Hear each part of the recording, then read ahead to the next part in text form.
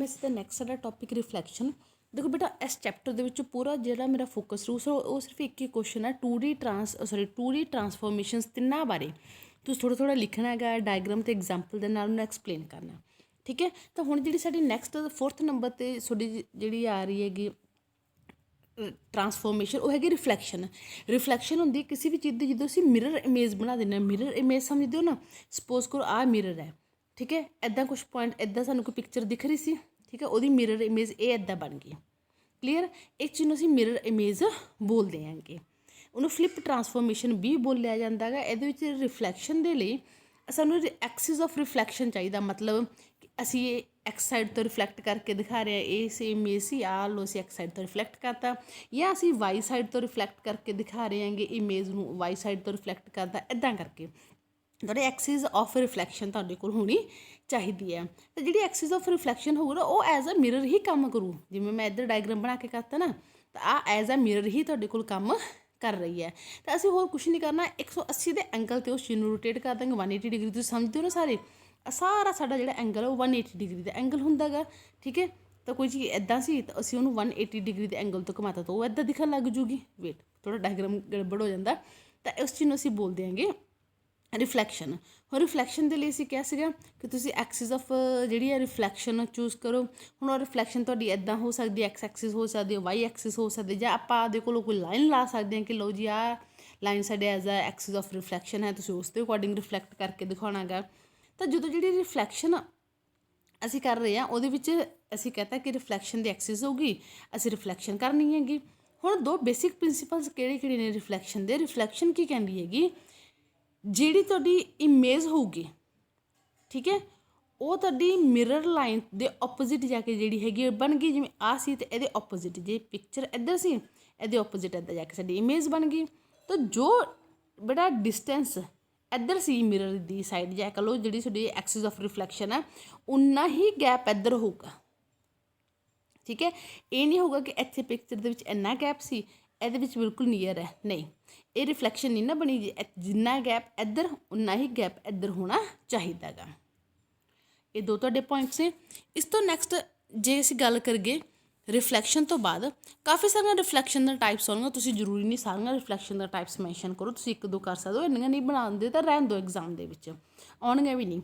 But मैं वैसे फिर भी दस रही हाँ कि देखो जे असी एक्स एक्सिस तो रिफ्लैक्शन करना चाह रहे हैं तो एक्स एक्सिस तो कर रहे हैं, पहला किस ही है ना कि एक्स एक्सिस तो आ एक्स एक्सिस तो ही असी एक्स की साइड तो ही रिफ्लैक्ट करके इस ओरिजिनल इमेज में इधर रिफ्लैक्टेड इमेज बना के दिखाता। जो वो पॉइंट्स ए नूं असी ए डैश कहता, बी नूं बी डैश, सी नूं सी डैश, इदा करके ये साडे एक्सिस ऑफ रिफ्लैक्शन ही असी मिरर लाइन बोलते हैं। क्लीयर, तो ये की है जे असी देखिए बेटा तो वाई जी साडी हैगी है वो की हो रही हैगी। ठीक है, एक्स साडा की बन रहा यही चीज़ तुसीं देखनी है। हुण जे असीं ध्यान नाल देखिए एक्स एक्सिस दे विच जो एक्स की वैल्यू इत्थे सी इत्थे भी तो ही है, जो एक्स की वैल्यू इत्थे सी इत्थे भी उही है। जेकर असीं वाई चैक करिए वाई नैगेटिव दे विच चली गई, जे इत्थे वाई 10 सी तो इत्थे वाई माइनस दे 10 होगी, क्योंकि वाई साडी जिहड़ी है वो नैगेटिव दे विच जा रही है।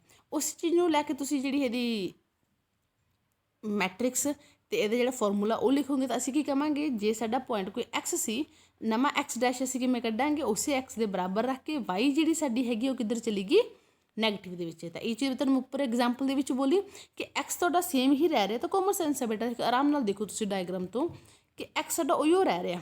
जे इत्थे एक्स मान लो बी सी तो एक्स इधर भी बी आ, ठीक है, इत्थे भी उही चीज़ है, बट बदली है वैल्यू तो किहदी बदली है, वाई की वैल्यू बदली है, तो वह भी कहदे च गई है नैगेटिव दे विच चली गई। तां असीं इत्थे लिखिआ एक्स डैश साडा यानी कि नवा पॉइंट पुराने एक्स के बराबर ही होगा, बट वाई का नवा पॉइंट माइनस वाई होगा। ये उदों की गल है जो एक्स साइड में असीं मिरर लाइन बन रहे हैं, जो वाई साइड में मिरर लाइन बनांगे उदों कुछ होर होगा।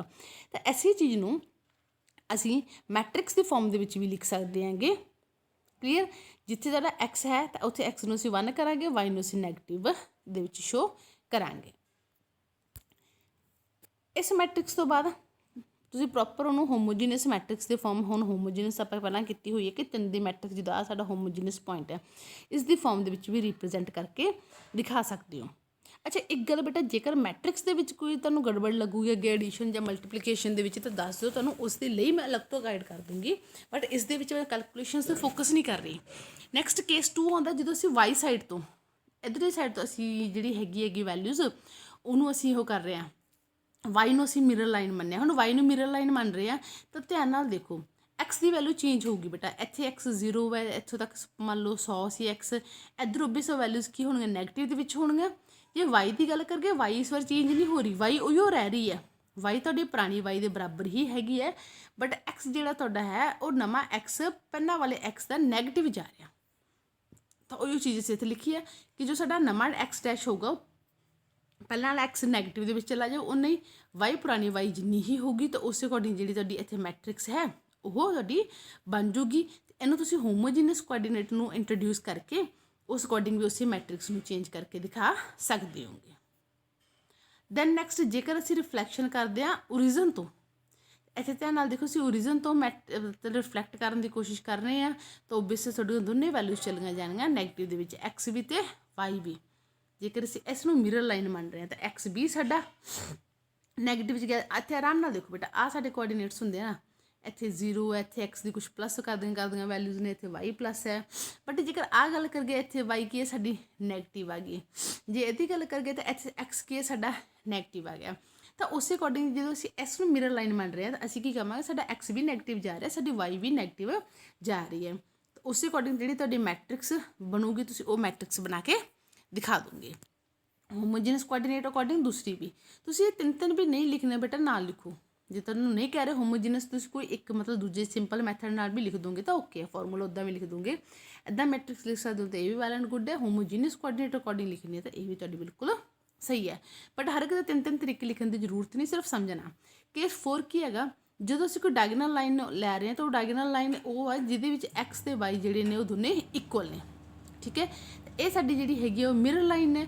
ਉਦੋਂ ਤੁਸੀਂ ਕੀ ਕਰੋਗੇ ਤਾਂ ਉਸ ਦੇ ਵਿੱਚ ਤੁਸੀਂ ਕੀ ਕਰਨਾ ਹੈਗਾ, ਦੇਖੋ ਉਹਦੇ ਵਿੱਚ ਜਿਹੜੇ ਤੁਹਾਡੇ ਐਕਸ ਆ ਉਹ ਵਾਈ ਦੇ ਬਰਾਬਰ ਅਤੇ ਵਾਈ ਤੁਹਾਡਾ ਐਕਸ ਦੇ ਬਰਾਬਰ ਹੋ ਜਾਊਗਾ ਜੇ ਤੁਸੀਂ ਰਿਫਲੈਕਟ ਕਰਕੇ ਦਿਖਾ ਰਹੇ ਹੋਗੇ। ਤਾਂ ਆਹ ਚੀਜ਼ ਹੈ ਤੁਹਾਡੀ, ਇਹ ਤੁਹਾਡੀ ਹੈਗੀ ਆ ਮਿਰਰ ਲਾਈਨ। ਉਸ ਅਕੋਰਡਿੰਗ ਮੈਟ੍ਰਿਕਸ ਤੁਸੀਂ ਦਿਖਾ ਦੋਗੇ ਤੁਹਾਡੀਆਂ। ਓਕੇ, ਇੱਕ ਇਹਦਾ ਮੇਨ ਚੀਜ਼ ਹੁਣ ਦੇਖੋ, ਇੱਕ ਚੀਜ਼ ਤਾਂ ਮੈਂ ਸਿੰਪਲ ਬੋਲੀ ਸੀ ਬੇਟਾ ਕਿ ਜਦੋਂ ਐਕਸ ਅਤੇ ਵਾਈ ਦੋਨੇ ਬਰਾਬਰ ਆ ਅਤੇ ਐਕਸ ਅਤੇ ਵਾਈ ਦੋਨੇ ਬਰਾਬਰ ਆ, ਦੈਟ ਮੀਨਸ ਉੱਥੇ ਕਿੰਨੇ ਦਾ ਐਂਗਲ ਬਣੂਗਾ, ਓਬੀਅਸ 45 ਦਾ ਐਂਗਲ ਹੀ ਬਣੂਗੇ। ਇਹ ਚੀਜ਼ ਤਾਂ ਵੈਸੇ ਵੀ ਤੁਸੀਂ ਯਾਦ ਰੱਖਿਓ, 45 ਦੇ ਐਂਗਲ 'ਤੇ ਹੀ ਦੋਨੇ ਚੀਜ਼ਾਂ ਇਕੁਅਲ ਹੋਣਗੀਆਂ। ਨੈਕਸਟ,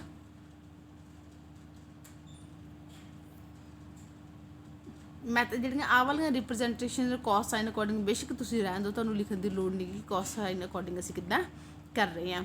ਦੈਨ ਨੈਕਸਟ, ਆਹ ਵਾਲੀ ਜਿੱਥੇ ਜਿਹੜੀ ਤੁਹਾਡੀ ਵਾਈ ਹੈ ਇਕੁਅਲਸ ਟੂ ਮਾਈਨਸ ਐਕਸ ਦੇ, ਹੁਣ ਜਦੋਂ ਅਸੀਂ ਇੱਧਰਲੀ ਸਾਈਡ ਕਰ ਰਹੇ ਹਾਂ ਤਾਂ ਇੱਧਰਲੀ ਸਾਈਡ ਤੁਹਾਡੀ ਵਾਈ ਤਾਂ ਉਹ ਮਤਲਬ ਵਾਈ ਕਿਹਦੇ ਬਰਾਬਰ ਹੋ ਗਈ, ਮਾਈਨਸ ਐਕਸ ਦੇ ਬਰਾਬਰ ਹੋ ਗਈ, ਠੀਕ ਹੈ। ਕਿਉਂਕਿ ਐਕਸ ਇੱਧਰ ਸਾਡਾ ਪੋਜ਼ੀਟਿਵ ਸੀ ਨਾ, ਇੱਧਰ ਤਾਂ ਸਾਡਾ ਐਕਸ ਕੀ ਹੈ ਨੈਗੇਟਿਵ ਦੇ ਵਿੱਚ।